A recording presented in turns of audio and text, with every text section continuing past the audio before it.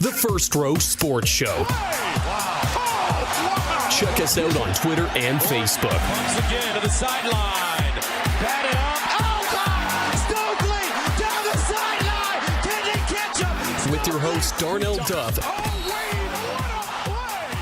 Good evening, morning, afternoon, whenever you're listening, but welcome to the First Row Sports Show on the 31st of May. Yes, it's already June, and we got a jam-packed show for you today. We're starting off with Winnipeg Blue Bombers linebacker Kevin Fogg ahead of their first preseason game tomorrow against Edmonton, and just how things are going in Fogland. Then we're joined by the Vice President of Sponsorship Sales Broadcasting and the voice of the Tri-City Americans in the WHL, Craig West, as we see how everything's going in the Tri-Cities, how the Americans did this past season, and of course we dive right into the NHL Finals, and Craig gives his thoughts on if the Vegas Golden Knights can actually do it in their first season. I can't believe they're still playing hockey on May 31st and will be on June 2nd. That's a guarantee, and at least for 3 more games. It's just incredible. Then my good friend Taylor Allen pops on the show, and it's all NBA Finals as LeBron and the Cavs tip it off tonight against the stacked Golden State Warriors. And don't forget to check us out on Facebook at the First Row Sports Show and get into the monthly draw for a brand new CFL jersey of your choosing with any name on the back. It's simple. Head to Facebook right now. You're gonna do it anyways. Tell me your favorite team player and why that player, and you're entered into the draw. And on June 11th, we're going to pick a winner. How simple is that? Now, does it get any better than that? Yes, we're coming up with the First Row Sports Show, Winnipeg Blue Bombers, Kevin Fogg. It's the First Row Sports Show. You're listening to the First Row Sports Show. So I guess, Kevin, back into game action tomorrow. But before we get to the game, training camp started up, just about a week and a half ago. How have things been going heading up to your first exhibition game? Things been going well. Just been having fun, enjoying the camaraderie of the team. I was just ready to get back with my guys, get to learn the new faces that we have here. And so it's always important, in training camp to get to know your teammates, to get to build up that chemistry, because we're going to be the guys fighting, through and throughout the camp. You don't truly know who's going to be there, but at the same time, it's just still building that chemistry and camaraderie. So that's really what I've been wanting and waiting for. So it's been really good. Now, you go through training camp, and obviously there's new faces there that are trying to crack the lineup, and obviously, you want to become friends with them because you might be on the same team, but at the same time, you probably still want to, beat them out and try and get on that starting roster. What is the sort of mindset there as far as trying to be friends, but also trying to, be better than the players you're competing against? I think for me, I always take it at a different approach. I do befriend them, and I do go through the process, and because I knew the defense before, and we had a little few tweaks here and there, but at the same time, I want everybody to be at their best, even, because I don't want to be, I don't want to go against or be in competition with someone when they're not at their best, because that's really not the best type of way, to go into a mindset and go into a season. And so that's just me, though. I mean, everybody has their different way, but I like everybody being on the same page. I like to learn as much about somebody that I do get to work with them. And so it's just about, trying to attain as much as you can, do it at a professional level, but also at the same time, you're competing for a job. Back when I used to play sports, I hated to lose. They were my teammates, but I still hated to lose. But I like to see that other perspective. Now, I guess heading into your first game tomorrow against the Edmonton Eskimos, how good of a feeling is it going to be to get back on the field in game action? Oh, it's going to be amazing, man. I had a different mindset. Definitely grateful. Definitely thankful to God just for the opportunity just to play this game that I love, to do it with some guys that I've really built a good relationship with. And I think that in itself just makes me want to play even more for the guys that I built a relationship with.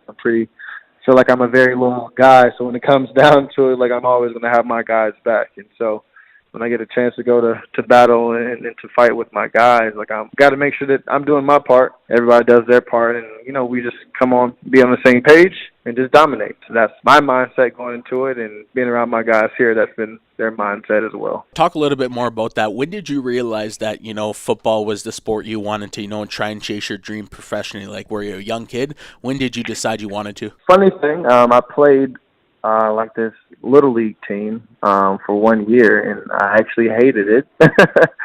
And it wasn't until my 8th grade year that I decided, okay, maybe, I want to get more into sports, that I started to form my love for the game. And so it was good. From there, I guess as time kept going on, I kept seeing the chances and possibilities, playing, further in college. And then from there, it just started to progress. And so 8th grade year is when it all truly started, and I started gaining a love for it. Now, playing in Winnipeg, this is going to be your 3rd season, so obviously you're used to the city a little bit. One day it could be plus 30, the next day it could be, you don't even know, minus 10. What's your time been like in Winnipeg? Like, have you enjoyed it? I love it, actually. I just don't like the snow. That's one thing that Nobody does, Kevin. I know, but still, though, it's just a totally different curve that comes into the fact, when staying here. The winds and the wind chill and how cold it gets, that is a true factor as well. But I can bundle up. But when it's snowing, I'm not a driver in the snow, so that means I'm going to stay inside, and so that's not fun. Now, when you're staying inside, like, do you play any video games? Like, are you a Madden fan or anything like that? I actually used to be more into gaming and stuff, like college-wise and stuff like that, but I kind of got away from it. I used to play Call of Duty and all those, games like that. But I did tell myself this year I'll be, not doing too much, so I think I will get me, a gaming system so I can just, do something productive while at home. So talking about Call of Duty, when you're playing team deathmatch, is that really when you learn that you want to defend your teammates, the Winnipeg Blue Bombers? Yes, going to war whenever there's a round, whenever there's a game, whenever there's another opportunity. That's my mindset. Right on. Now, going into that game tomorrow, what kind of team are you expecting from the Winnipeg Blue Bombers this season? Like, I know it's still early, only preseason week 1, but what kind of team are you expecting, and where are you expecting to finish in the grand scheme of things? Our mindset is the Grey Cup. However we get there, I'm all for it, but that is our end goal. That is our mindset, and that's truly my mindset, and that's what it's been since this offseason has started. I think losing in that Western semifinals game last year it left a really bad taste in our mouths as a whole. And so we know what we have, we know what we can do. And so, people can say it's early to call it, people can say it's early to do this and do that, but at the end of the day, the camaraderie in the field, our mindset is set on the Grey Cup. So you talk about that loss leaves a bad taste. Does that give you more motivation, to keep working in the off season coming into the season? Does that give you more motivation to push yourself? I would say yes.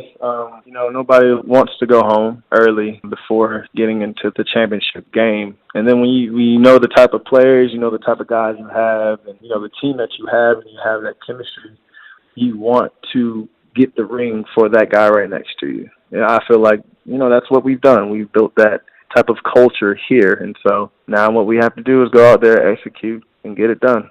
Now, I know it's a ways away, and when the Grey Cup is being played, it's probably going to be minus 30. I don't know. Where are you going to be wearing that Grey Cup ring when you guys do end up winning it? You said where will I be wearing it? What finger are you wearing it? Left, pinky, or where are you going to wear it? Oh, man, I don't even know. I'll put it I don't even know, man. Probably on my, ring finger on my right hand. Keep the, left hand free, just in case one day possibly. But yeah, no, I hear you for sure. I know where you're going there. Let's take a look back at your football career quickly. Maybe it was with the Winnipeg Blue Bombers or into your college career, maybe even younger.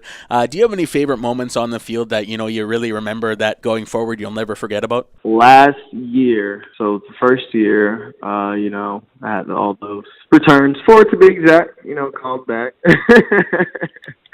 But that moment last year when I finally scored, it meant so much to me, but at the same time, my teammates and, everybody around, they knew how much it meant just for us to get that done. I think that was a pretty special moment for me because it wasn't just me feeling it. It was everybody else feeling it. And the stadium and the fans, they were able to feel it as well. And so that was a little magical, special moment. But the crazy part was that it was in the first quarter, and so hey, the first quarter is still part of the game, right? Oh yeah. It was just a long game to try to hold it all in and not be so focused in on what had just happened. No, I hear you for sure. Do you have any favorite joints you like to hit up in Winnipeg if you're going out for a team meal or just out by yourself on your off week? My goodness, TH Dang, that is my spot. It's right beside y'all's station actually. So Vietnamese and Chinese spot. You got your pho or pho, whichever one you call it. Pho, yeah. But they have, oh my goodness, the best food, I think, anyway. Incredible. Well, I got to try it out now, I guess. Yeah, you have to. You have to. It's right off of Pembina, right by the 1290 radio station, actually. But just know, if I don't think it's tremendous, I'm going to hold you against. I'm No, holding it against you. I have that much confidence that, if you don't like it, I'll take the blame for it. All right, deal. Kevin, thank you so much for joining me today, and best of luck against Edmonton tomorrow. Yes, sir. Thank you very much, man. All right, take care now. You too. You're listening to the First Row Sports Show, brought to you by Pass the Pop on 215 Main Street North in Dauphin. Whether you want pop, water, juice, or a sweet American chocolate bar, Pass the Pop has you covered. And if they don't have it in stock, they'll order it in. Check them out on Facebook at Pass the Pop Specialty Beverage Company, and don't forget, keep it locked to the First Row Sports Show for your chance to win the monthly draw. And don't forget about Trivia Tuesday, where you can win a $10 gift card to Pass the Pop or anywhere you'd like. More of the First Row Sports Show is coming up. Now joined by the Vice President of Sponsorship, Sales, and Broadcasting for the Tri-City Americans of the WHL, Craig West. Craig, thank you so much for joining me today, and how are things going down there? Well, today it's not 90 degrees. It's kind of cloudy, which is unusual for this time of year, but sponsorships are good. The team was good. I'd have to say, after the 30th anniversary, it was a really nice day, and yesterday was a great day with the announcement by the club to find out they're finally, after 30 years of the building getting a little bit tired, there's going to be some upgrades over the next 36 months in the building, so it's good for the team and it's good for the fans. It's all good news. So, obviously Tri-City had a very good year this past year. How exciting was that for yourself to, be back in the run to, even just about win a WHL championship and get into that final? Well, I kind of got spoiled my first year when I walked into the league to work. 90-91, I walked into Spokane for my first job, and they won the Memorial Cup with Ray Whitney and Pat Falloon, and Trevor Kidd was the goaltender, former Wheat King, and of course Patty was a Manitoba kid, and I guess it was so simple that first year the Chiefs went on a 17-1 run, won 15 in a row on the way to the Memorial Cup in Quebec City, that I figured it would be easy. And I've had teams that ended up playing in the Cup that didn't win again, and it goes to show how hard it is. And now with 60 teams, it's harder and harder, which brings us back to this season. And this team, I thought the Americans had a team that was good enough to have a shot to get to Regina. It did have the shot, had a Game 6 that had a 5-2 lead with about 10 minutes to go, let it slip away. Everett Silvertips just kept battling and battling, came back and won the game, and eventually Everett would succumb in a series in 6 games to the Swift Current Broncos. And I think the Swift Current Broncos and Manny Vivros thought he had a team that was good enough to win the Memorial Cup, and they went out in 3 straight. It's interesting to note, too, that the last 10 games played by the Western Hockey League champion in the Memorial Cup, they've lost every game. Isn't that interesting? Last year Seattle plays in the Ontario League with their 3 games as the host, and they go out and lose 18-3 in the 3 games, and I thought that they would be a team that would give it a great run. It wasn't to be. So it's really hard to win, and you have to cherish what you have, and I think the toughest thing that you can ever do, and it was said by Stafford Smythe back in the 50s, the toughest thing is to get for 8 months teenagers to go in the same direction, and I think that's fair to say about any junior hockey club. So when you bring up that fact that WHL has not done good in the national championship, what is the reason for that? Like, is it because the travel during the regular season and then the playoffs and the teams are just tired? You look at Swift Current this year, didn't do too well. Why don't WHL teams do good in the national championship? Yeah, it's a good question, and a lot of people avoid the question. I'm not going to avoid it, and I think there's probably a few things, and one of the solutions is the league has played 72 games for many years. The others play 68, and they're going to drop down this year and go to a 68-game schedule, 34 at home and 34 away. I think that'll solve some of it. I think another thing is geography of the league. The other 2 major junior bodies certainly don't have, for example, where the Portland Winterhawks are traveling to Manitoba this year to play against the Brandon Wheat Kings, and the total mileage is close to 1,500 door-to-door from arena to arena. The longest road trip that you have in the Ontario League, I believe, is 8 hours, and they complain about that trip to Sault Ste. Marie from wherever they go in the province. And in Quebec, they can get some excursions, mainly because of traveling to PEI and such, and the way that league is out of the province. But it's still a little bit shorter. But the one thing the Quebec League does do is let teams fly in the playoffs, which is a rule in the Western Hockey League. You can't until the finals. So that changes. So there's a little bit, maybe it's the lack of travel that the other two have, that the Western Hockey League with the expansion. But at the same time, I think as far as the NHL is concerned, to me, the best players as far as major junior draft picks come out of the Western Hockey League because they're hard, because of the travel.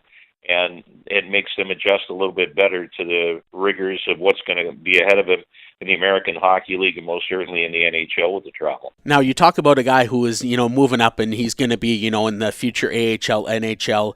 Morgan Geekie, a fantastic season, 84 points in 68 games. What do you see from this guy going forward? The thing I've liked from day one, and we'll touch on him, the first ever game that he played, Jim Hiller was the coach, and he came in to play the final game of the season against Seattle back, just turning 16, and came into play, and he had the only goal in that game. The Americans lost 6-1.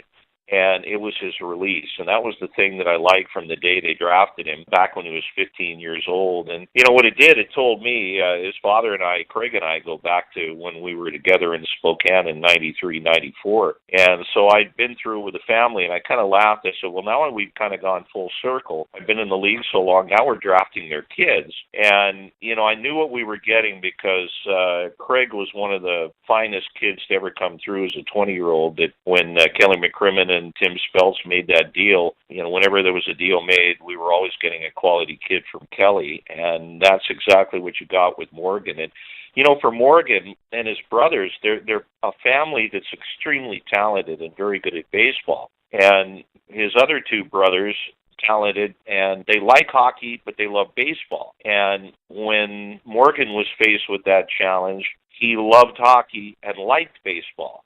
So he made the choice, it was hockey. And I think the thing, and I encourage kids, that you need to play all the sports. And I know I did that. I grew up in Southern California and played every sport and eventually separated out. I liked hockey the most. But I love baseball to watch it. But I didn't have that passion that I had to go play it. And I know the game backward and forward. I've worked in baseball many years. I know how to scout. I know how to analyze players and what they do and statistics and the importance. But it comes down to what your passion is. And that was Morgan's passion, and the thing that I loved about him was his hands. You could tell he had the baseball hands. He was a shortstop, that he was able to make these plays. I can envision him easily being a middle infielder, second base, shortstop, or play at third, that he had the great hands. And it's translated into hockey, and his quick release is going to be something to behold. The biggest thing he'll probably have to work on is the speed and adjustment to skating in the NHL, but his release reminds me of Jeff Carter with the Kings. I think that's a fair comparison. The way Carter gets the puck off is the same way Morgan gets the puck away. Now, funny thing, you talk about the whole baseball and hockey scenario. He was actually declined the opportunity to play senior baseball in Brandon this year, saying he's all in for hockey, and why not if you're on the cusp of, making the NHL next year and definitely playing in the AHL. Now, I know we could talk about this for a long time, but I want to flip over to the Stanley Cup Final, Vegas taking on Washington, and you have some backstory before this story. Obviously, you're friends with Kelly McCrimmon. Just talk a little bit, your thoughts on, what Vegas has done this year, getting this far, heading into Game 3, all tied up in the Stanley Cup Final. Well, the one thing I know, being a Southern Californian that's lived now in Washington since 1990, and I've lived most of my adult life up here in Oregon and Washington, but moved 5 years back to California back in the 80s. I can tell you that knowing Nevada as well as I know, that's how you say it is Nevada. You hear Nevada, you can tell you're from the East Coast if you call it Nevada. It's Nevada. But Nevada is a great state, and it's a lot as far as the terrain it's like here. The players got down there. The guys that got drafted probably felt like waifs. And their families got there, and they started gravitating to the schools and got out in Summerlin where they are. And it's a beautiful area. It's a high-end area, and the schools are tremendous. You're not on the Strip. I think everybody thinks of Las Vegas as the Strip, and it's not. It's still a lot of Wild West town. If you want to go to fine restaurants and shows, they've got it all. And I think everybody's seen on TV with the presentation that they have. They've made every hire has been brilliant. And it started right with Kerry Boobles, who was the president of the Cleveland Cavaliers. They didn't hire a hockey guy to run that franchise. They hired an NBA guy that knows how to put on a game show. And the one thing the Cavs did is he learned with the Cavaliers from losing LeBron James. They had all these season ticket holders that were pissed that when LeBron left and went to Miami, and, well, how do you keep people entertained? So they became the first team to do 3D on-floor exhibition before the game. Now they've become the first NHL team to give you that 3D show down on ice, and where you had the Jet blasting into the wall with the Golden Knight blasting him with his sword. And, it's a great show. It's a Vegas show. It's done by Cirque du Soleil. So it's fantastic. And every single hire made sense. And you look at, everybody from Gary Lawless coming in from Winnipeg has done a tremendous job. Started, going online with the Facebook account and doing that and setting the table during the off season and into training camp. And, you could tell Kelly McCrimmon had a big set. And I was told from day one when they hired George McPhee that I was told by friends of mine in the game, look for him to bring in a lot of Western Hockey League guys. And by gosh, they did. And, Kelly, in all the years he worked with Bob Lowe's, and then you look at Ryan Craig coming in and, Ryan McGill and everybody else. This is Kelly's handprints all over everything. And then the players they bring in, everything makes sense. When they pick up Ryan Reeves, I'm sure people, what is he doing that for? Well, he was a Brandon Wheat king. And they know his character. And, of course, his father, Willard, was a star with the Blue Bombers. So everything made sense, and they have chemistry. And, I can tell you story after story of how good they are with their young players. They're going to have success, and I'm going to tell you, too, I have heard from a very close source that the number one place that John Tavares wants to go, you can hear it here first, Tavares wants to go to Vegas, number one. And the number one thing is, there's no income tax there. So when players get there, you're not paying any income tax. So if you're at Tavares and you're leaving the state of New York, where you're paying a very high income tax, just like California, you're going to have no income tax. And that's a big savings. And I'm sure people in Canada, well, why would you want to play in Florida? Why would you want to play in Nashville? Why would you want to play in Texas? The answer, no income tax. And the guys get to take their money home, and they're good places to live. So that's why Vegas is having success, and I think they're going to have success for a long time. It's going to be a destination players are going to want to go. It's a great place to live and visit. Now, I guess just one more quick question. You mentioned success for the long future, but did they have success in the Stanley Cup final? Can they win it in their inaugural season? Okay, if you want to look at a blemish that perhaps that they have, part of it that I see that they try and disguise is the hard forecheck. And they get in hard on the forecheck, and it kind of masks a little bit of the lack of speed on the back end. I think Washington exposed that last night, and that's why Washington was able to win the game, is get in on that back end that they lack a little bit of speed. And, again, one of my favorite players, I think, in the last 10 years in the Western Hockey League was Shea Theodore, and that was a great pickup. And, of course, to get Shea Theodore, they had to take, a player in long-term injured reserve, Clayton Stoner, a former Tri-City American, and pay off his contract, but then you get a kid that runs your power play and is 22 years old. So he's one of the keys, but they've got some slower guys in the back end as far as that depth goes. Let's see how the rest of the series goes. I think they can still win, but I think you're going to see over the next couple of years that's going to be one of the things they address is that back end and the speed on the back end. Fantastic, Craig. Well, it's been an absolute pleasure having you on, so thank you so much, and I guess we'll be in touch very soon. Hey, it's an honor. Enjoy your summer, and you had a great first season. I enjoyed listening to your games. You do a great job, and your fans are blessed to have you there. Really appreciate that, Craig. We'll talk soon. Thank you. All right, cheers now. Don't go anywhere. More of the First Row Sports Show is coming right up.